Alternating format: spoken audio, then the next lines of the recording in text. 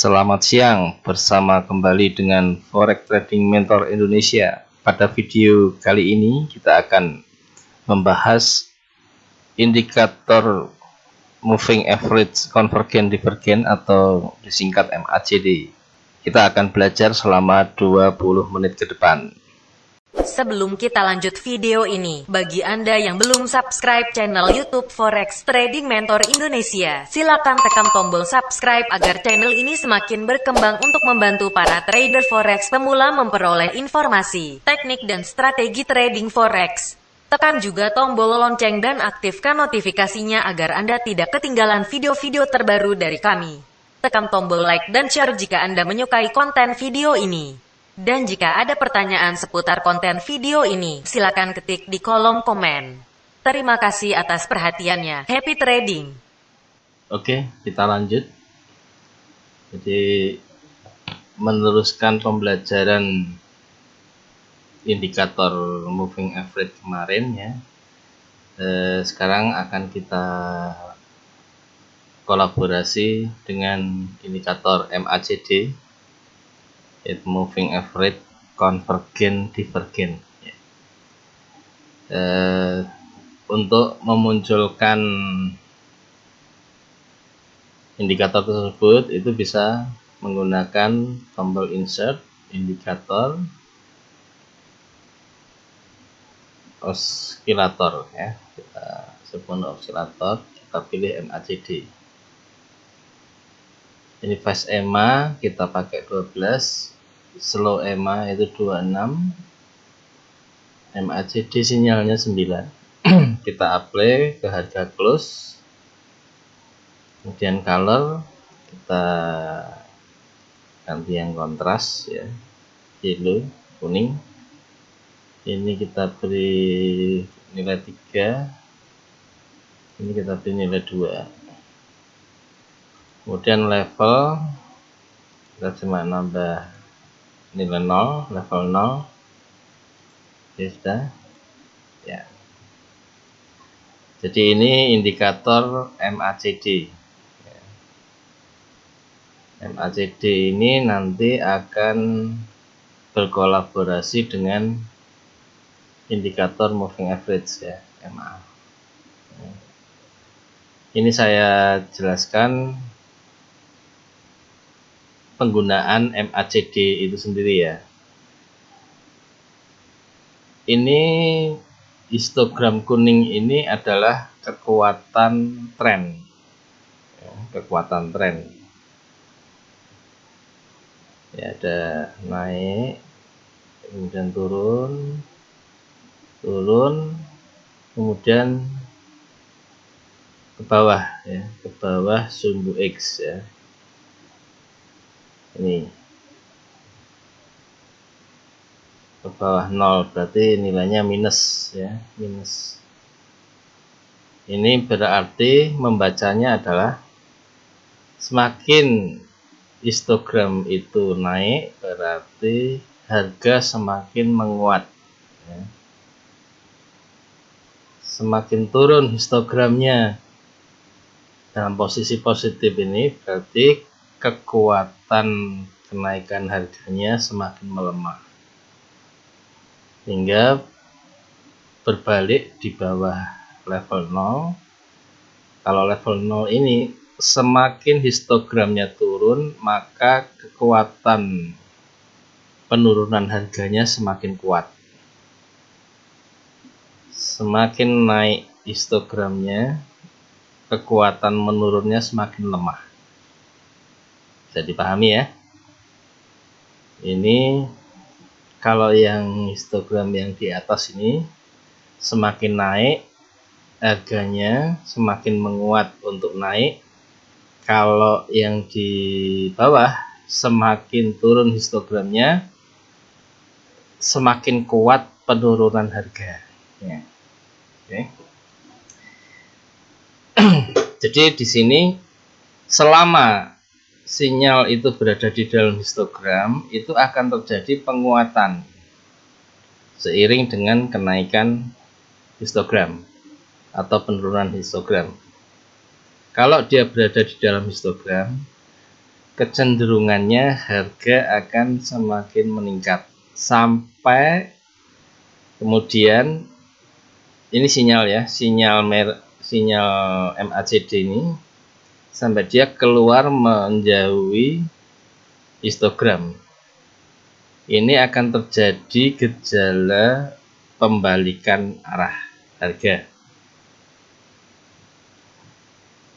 Di saat turun ternyata histogram naik, sinyal kembali masuk ke dalam histogram.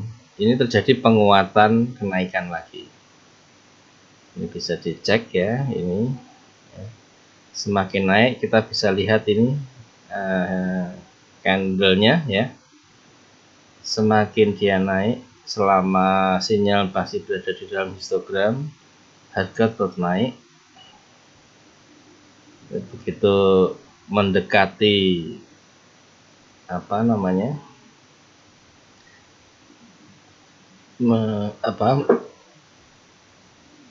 perlahan keluar dari histogram, dia akan ada kecenderungan harga menurun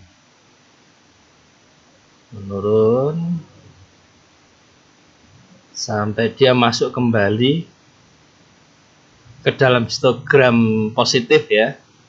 Ini harganya naik, menguat lagi, sampai dia keluar dari histogram, turun lagi, turun, dia masuk, ini menguat sebentar. Oh, dia masuk. Nah, pada saat masuk di histogram minus, dia kecenderungannya harga akan semakin turun, semakin kuat untuk turun ya, membacanya gitu. Semakin kuat untuk turun sampai sinyal keluar dari histogram, sinyal keluar dari histogram minus, maka penurunan harga akan semakin melemah sehingga harga kembali naik ke atas. Seperti itu. Jadi momennya yang bisa kita pergunakan untuk entry level open posisi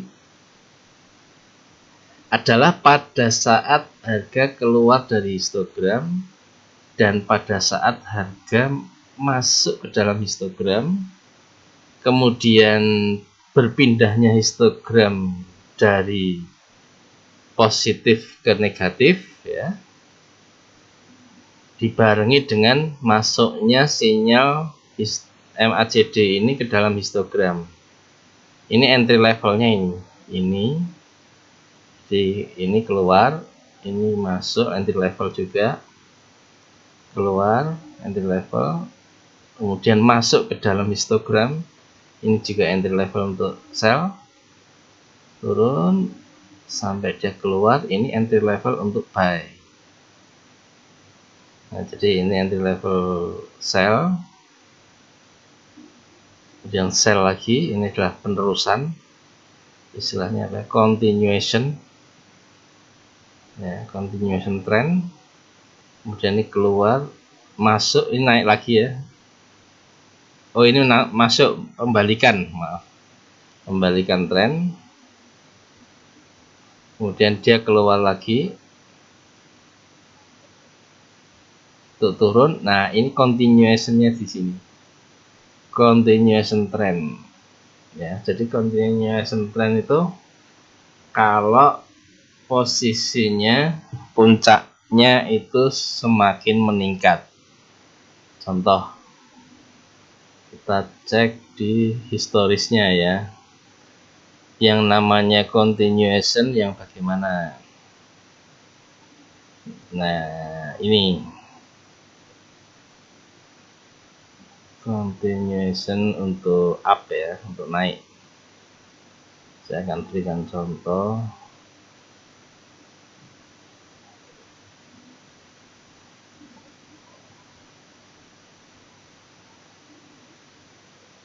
Nah, ini terjadi continuation. Ini ada ini sudah tren naik, kemudian ada gejala turun sebentar, Nah, pada saat masuk ini terjadi continuation karena ini puncaknya lebih tinggi yang di sini. Lebih tinggi sedikit. Sampai terjadi continuation terus, puncaknya semakin tinggi. Harga juga gitu. Pada saat dia masuk, pada saat dia di dalam, dia naik. Kemudian pada saat sinyal keluar dari histogram, dia cenderung gejala penurunan, tetapi di saat beberapa candle berikutnya sinyal ini kembali masuk ke dalam histogram, akhirnya terjadi penerusan tren. Jadi tren up, ini turun sebentar, ini namanya reversal, kemudian naik lagi. Nah, melewati dari batas resistan ini, akhirnya dia terus naik ya. Nah, ini bisa dilihat dari punggung puncak ya, puncak dari histogramnya ini semakin meninggi. Ini miring juga ya. Nah,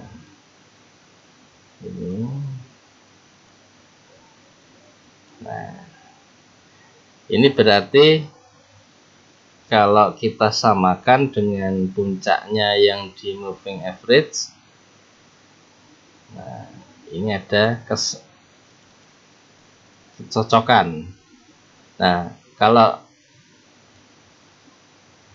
ini terjadi kesamaan, berarti ini namanya moving average-nya adalah dalam kondisi konvergen, terjadi konvergensi. Jadi ini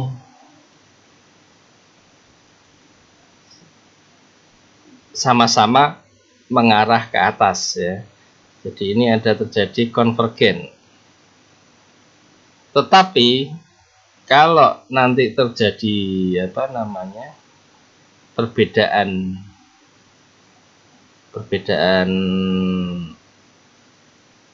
arah, itu namanya divergen ya, terjadi divergensi. Ini kalau kita cek lagi, ini puncaknya turun, nah, ini turun, ini juga puncaknya juga turun. Jadi ini masih konvergen. Kita cek lagi. Nah, kalau terjadi divergensi tren, divergensi moving average ya, itu ada sesuatu pergerakan yang abnormal. Jadi kita harus wait and see ya, kita harus berhati-hati, kita harus mencari sumber data yang valid ya, mungkin berasal dari news atau berita-berita fundamental ya. Barangkali ke depan ini ada momen yang sedang ditunggu oleh investor ya. Investor itu ada dua ya, satu investor yang bersifat dia mengikuti tren, mengikuti sentimen pasar, tapi ada juga investor yang ingin mencoba untuk menggoreng tren sehingga terjadi suatu pergerakan yang tidak lazim ya, sehingga terjadi divergensi. Kita lihat dulu divergensinya.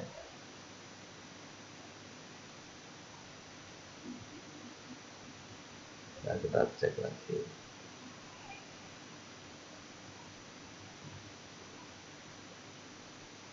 Kita cek di daily. Ini sebaiknya memang kita menggunakan chartnya itu kita menggunakan trading untuk jangka panjang. Nah, ini ada divergensi ya. Ini kondisinya naik ya, moving average-nya. Tetapi di MACD-nya ini terjadi penurunan. Penurunan puncak. Nah, ini yang dinamakan divergensi. Ya. Ini kita posisi ini. Jadi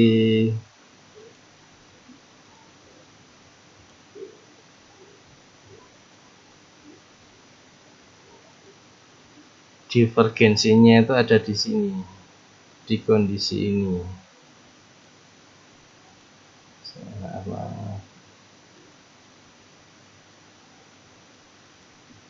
Ini divergensinya ada di kondisi ini. Nah, di sini pas di puncak. Nah, di beberapa candle ini kalau kita pakai H1 berarti ini ada sekitar 19 jam terjadi divergensi. Jadi pergerakan harga yang tidak normal. Ya, ini ada ini sedikit selama 19 jam. Ini yang dinamakan divergensi. Nah, ini yang menginformasikan, yang mampu menginformasikan ke ketidaknormalan pasar itu adalah MACD. Seperti ini. Nah, begitu dia di sini sudah normal lagi ya. Normal lagi, ini menjadi turun. Ini turun, sudah konvergen lagi. Seperti itu. Jadi suatu ketika market itu ada ketidaklogisan dalam pergerakan harga. Nah, itu kita harus pahami, itu harus hati-hati ya, harus memahami itu ya. Jangan sampai kita trading inginnya dapat profit, tetapi karena kita tidak mampu membaca market, akhirnya kita salah antisipasi. Seperti itu ya. Jadi peluangnya untuk MACD ini bisa menginformasikan entry point-nya itu, entry level open posisi itu ini, termasuk menginformasikan apakah harga masih akan terus naik atau akan turun. Nah, seperti yang kemarin saya sampaikan, video yang kemarin saya sampaikan, untuk moving average hanya membantu kita untuk entry level open posisi, tetapi open posisinya misalnya buy itu sampai di posisi mana kita nggak tahu. Ini seperti ini ya, ini posisi buy di sini. Nah, mau closingnya di mana? Nah, closingnya ini lihat di sini. Ini terjadi penurunan histogram ya. Berarti kita bisa ancang-ancang untuk close di sini. Loh, ini Pak katanya sinyal gejala mau turun di sini ya. Ya kalau mau nunggu di sini ya nggak apa-apa, tapi kita sudah kehilangan kesempatan profit sekian poin ya. Nah, jadi untuk entry exitnya, untuk exit levelnya ini di sini, di tinggi rendahnya atau panjang pendeknya histogram ini adalah entry exit level poinnya ya, seperti itu. Kemudian MACD ini juga bisa menginformasikan apakah kita terus melakukan open posisi atau menunggu momen, ini juga bisa menginformasikan seperti itu ya. Yaitu tadi kondisi divergensi, ada perbedaan ya. Itu mungkin di sini harga untuk candle ini kan berdasarkan dari naik turunnya harga, tetapi kalau MACD ini ada penilaian kekuatan tren. Bisa jadi harga ini sedang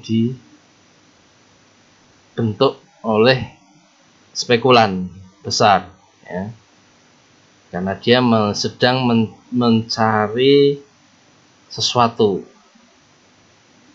tentunya profit ya, keuntungan ya.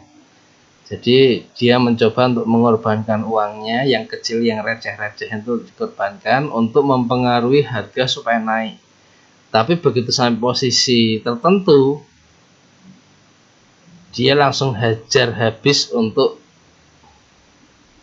lepas supaya harga turun drastis. Nah, pada saat itulah spekulan besar ini gerojok menarik keuntungan sebesar-besarnya, itu ada di situ. Jadi hati-hati ya kalau ada kondisi divergensi tren, pergerakan harga itu, hati-hati, jangan terburu-buru ngambil posisi ya. Mungkin itu pelajaran singkat MACD ya,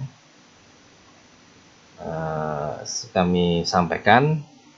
Kurang lebihnya mohon maaf. Selamat siang, happy trading.